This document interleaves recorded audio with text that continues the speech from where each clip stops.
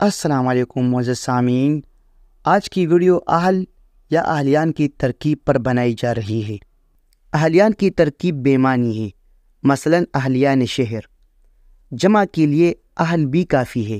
ویسے بھی اہل عربی کا لفظ ہے اور اس کی جمع اہلیان بترکیب فارسی بنائی گئی ہے، لیکن عربی کے کئی الفاظ ایسے ہیں جن کی جمع اردو قاعدے کے مطابق بنا لی گئی ہے۔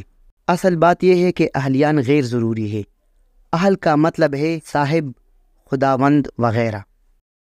اہل علم، اہل قلم، اہل اللہ وغیرہ جمع کے لیے مخصوص ہے۔ یہ نہیں کہیں گے کہ فلاں شخص اہل قلم ہے یا اہل علم ہے۔ اہل کا مطلب ہے لائق، مناسب اور صلاحیت رکھنے والا۔ اردو میں اہل بیت کا استعمال بہت عام ہے، یعنی گھر کے لوگ۔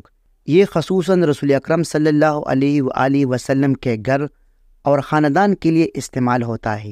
کوئی اہلیان بیت نہیں کہتا۔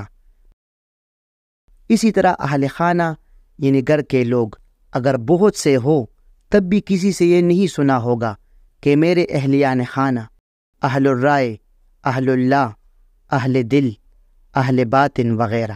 پھر جب اہل بطور جمع کفایت کر رہا ہے تو زبردستی اہلیان لکھ کر فصاحت کو مجروح نہ کیا جائے۔ حکیم عاجز مرحوم کا مصرع ہے: اے اہل ادب آؤ یہ جاگیر سنبھالو۔ منیر کا شعر ہے: ہر ایک اپنے پہلو میں سمجھا ہے اس کو، سبھی اہل دل ہے اگر دل یہی ہے۔ ایسے ہی ہم سب اہل زبان کی ترکیب استعمال کرتے ہیں۔ کبھی اہلیان زبان بھی سنا۔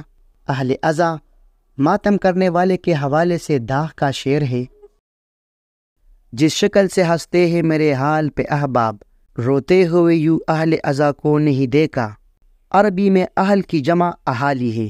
بطور سند ایک شعر: اے رشک ناچ دیکھ رہا ہے وہ شام سے، اے شیمہ صاحبان و اہالی کی رات ہے۔ اردو میں ایک اصطلاح عام ہے: اہالی موالی۔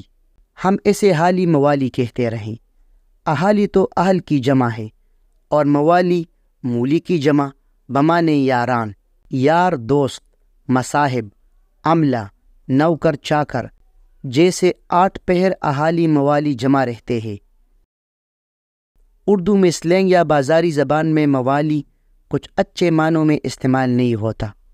تو جی ناظرین، اہل یا اہلیان کی ترکیب آپ خوب سمجھ گئے ہوں گے۔ اگلی ویڈیو کے لیے پھر حاضر ہوں گے، تب تک کے لیے اجازت دیجیے۔ خدا حافظ۔